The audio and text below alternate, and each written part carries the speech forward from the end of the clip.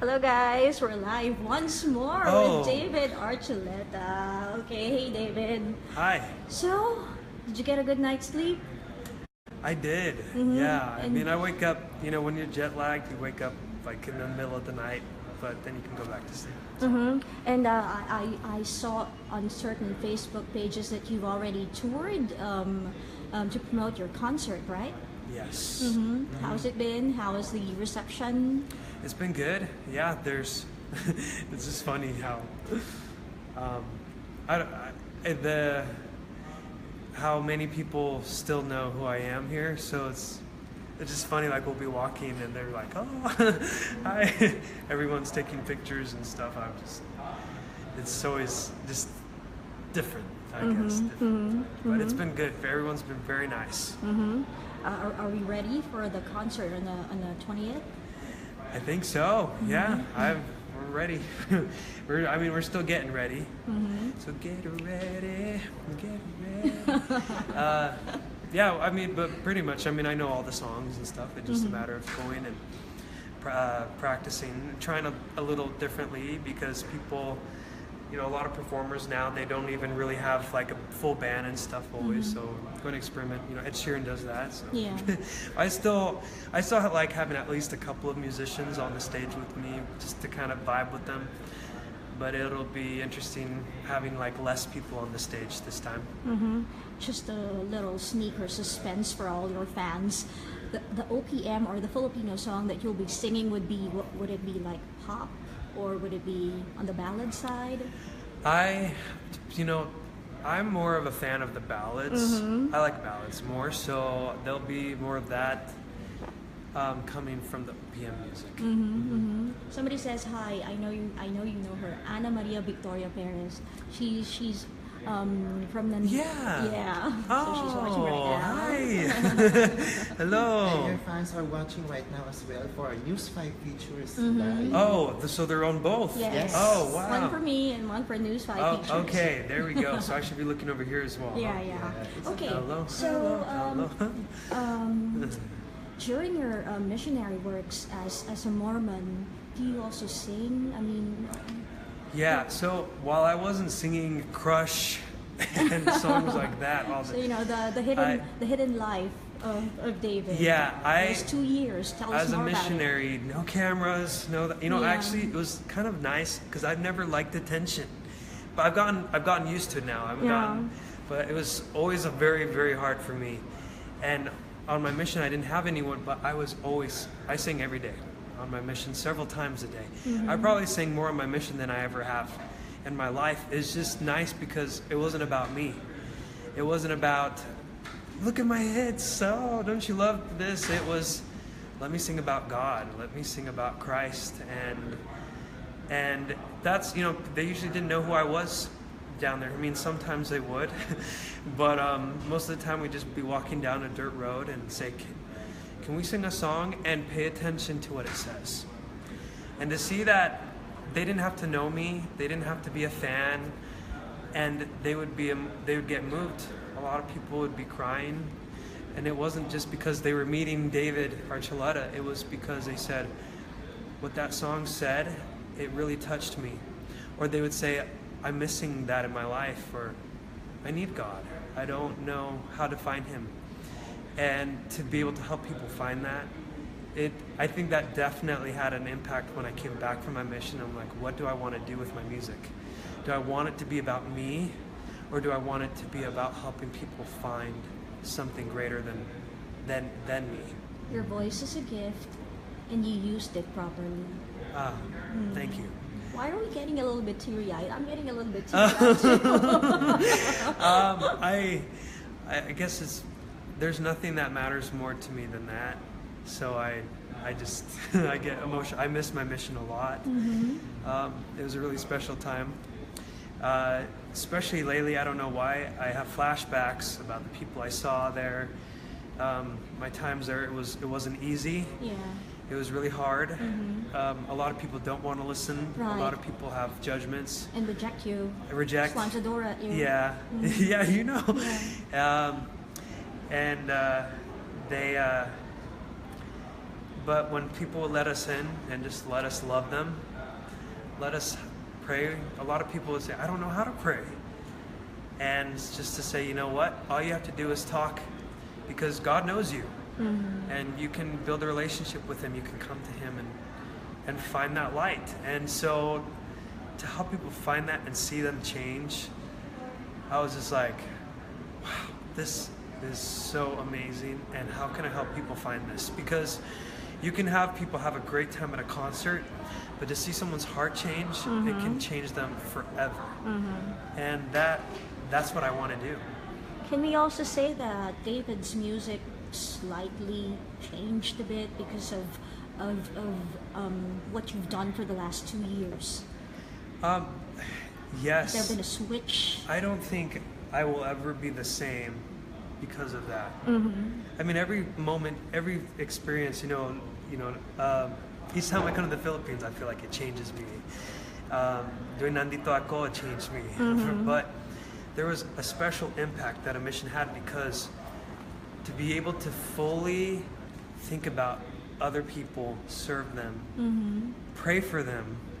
Like, I didn't do anything for myself during that time. Like, the moment I woke up, I would study and say, this person's having a hard time, or this person's going through divorce, this person's going through addictions. How can I help them overcome that? It was all about how I could help them. And it was just, sorry, I'm so emotional. It's okay, it's okay. It was amazing to do that for people, or just to help them find themselves, to help them know that they mattered. And that's what being a missionary is all about. So I'm still a missionary. I feel like I can't let those go. I need to help other people. I need to help them know that they matter, no matter what they're going through, who they are, that they have a purpose. Is it because you feel the same way as they do? That's why you can so relate to that situation, although it might be different situations, but then again, you trying to find who you are, trying to find yourself, more or less you can relate to those people that you're trying to reach out to. I think so, absolutely. Before, when I first started, even with American Idol and becoming an artist, I didn't know who I needed to be. I didn't know if I was good enough. A lot of times the record label will say, you need to be like a white Chris Brown. Or you need to be you need to be like Justin Bieber. And I'm like, how do I do that? How can I be more like them? And I just didn't know. I was like, I'm not Justin Bieber. I'm not Chris Brown. But they were the hottest. They were selling more albums than I was, or they were doing this. So it's like, if you want to be good, if you want to be better, you need to be more like them. And I was just like, how? And so when I was making the first album, it was like, dude, try to be like Chris Brown. It was like, okay, so be more serious in your. We need darker photos. I'm like, I don't like dark photos. We're like, but this is what's cool. And I was just, I'm losing myself. And am I willing to sell who I am, give away who I really am to sell more? And that's what I needed to decide. So I was like, no, I'm not willing to do that. And it's hard, but it's worth it. And it was, I think, even when I was little, I always had self-confidence issues. I got bullied, and I was known as the quiet kid. I sat by myself in lunch, and I would be made fun of because I didn't know. I was socially awkward. I still kind of am, but I think feeling good enough was always something I wondered. I believed in God. I just didn't believe that He cared about me. I didn't think I was important or special enough. And even when I was getting more important to everybody else, I still was not feeling like I mattered. And it took going on my mission and forgetting about myself and loving other people to realize I do matter, and I am important. No matter how many people know who I am or how few, I'm still a son of God, and He knows who I am. Even at my worst, He knows me and He loves me, and He's cheering me on. And I want other people to know that that's true for them too. Whoever's watching, that's the same for you. So that's what I want for them. a for lot my of fans or whoever, even if they're not my fan, I still want them to find that. it's actually a big thing that you admitted to, you know, that you were bullied, that you were, you know, and those kind of stuff. Because in reality, there are really lots of people who are being bullied every day, who are being made fun at every day, who feel depressed and alone. And it's a big thing that you admitted that. But is there anything that you wanted to tell these people? I was talking to one of my friends, and because of who they were, trying to be a good person, they would have people at school even waiting with baseball bats to attack them because they were Mormon, and that was misunderstood. So, but they still said, you know what, I know who I am. So if you're dealing with being bullied, if you are dealing with thoughts of depression or even feeling suicidal, know that that's okay. That doesn't have to be who you are. It may be what you're feeling, and that's hard. It's hard to feel that way, to feel like you're not good enough, or to feel hated or not liked by other people. But know that you still matter. And I would say a prayer, or if you're not religious, talk to someone. Talk to someone and say, this is how I'm feeling. Don't be afraid that you're feeling that way. We all feel that way, where it's like, I don't know if I'm good enough to even be alive. That's okay. And let someone know. Be willing to be vulnerable. You don't have to be invincible to keep going. And don't be afraid to show your weaknesses, your flaws, because you can make them stronger. That's what I would say. It's okay. And you will find hope. Even if you have to deal with that for the rest of your life, that's okay. You still matter. You still have value. And you will always be precious. You'll always be valuable. And we're all children of God. You're a child of God. And that will never go away. You're worth in that. So that's what I would let them know. All right. Let's talk about your concert. My concert, yeah. 28th? No, but you know, it feels good to talk like this. You know, it feels good that, you know, you open your heart to all your fans and to us, and so thank you for the trust. Yeah, no, thank So, you. our I guess concert? it's easy to open up to you guys. No, because I can relate to you. I can really relate to you. We can relate. We can relate to you. But then again, we're on the 20th. We're gonna have fun, right? On the 20th, yes, we are going to have fun. That's what's great. Music, you can have fun, you can jump around and just have a good time and just let out all the adrenaline, energy, and you can also cry, you can laugh, you can do all of that, and that's what's so neat. Music and a concert can take people on a journey, and I hope that on the 20th we can have a journey together at the Kia Theater, and I hope you guys like the new songs.